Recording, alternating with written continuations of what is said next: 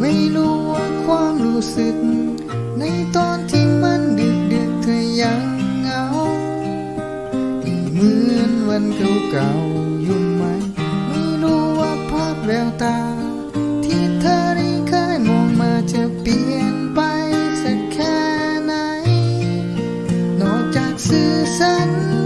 มีสิ่งอื่นไหมที่เธอยังใส่ใจและพอจำมันได้อยู่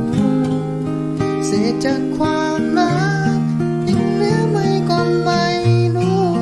แต่ความทรงจำเธอยังจะมีซ้ำอยู่บ้างไหม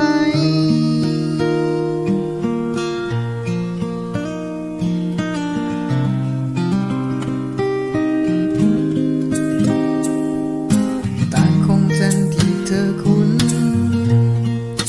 ที่เคยนุ่นเมื่อก่อนวันนี้ก็ไม่มีใครได้นอนยังเก็บไว้รอเธอเสมอไม่รู้ว่าความรู้สึกในตอนที่มันดึกเธอยังเหงา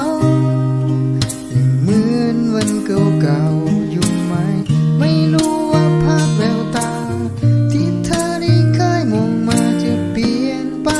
สักแค่ไหนนอกจากซื่อสัตย์มีสิ่งอื่นไหม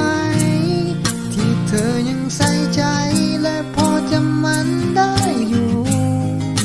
เศษจากความรักยังเหลือไหมก็ไม่รู้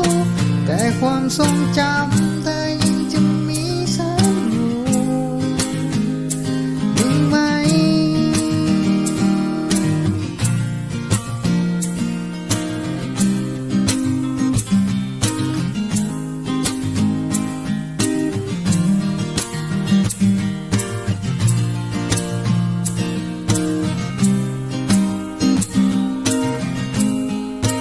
นอกจากซื่อสัตย์มีสิ่งอื่นอีกไหมที่เธอยังใส่ใจและพอจำมันได้อยู่เศษจากความรักยังเหลือไม่ก็ไม่รู้แต่ความทรงจำเธอยังจะมีซ้ำ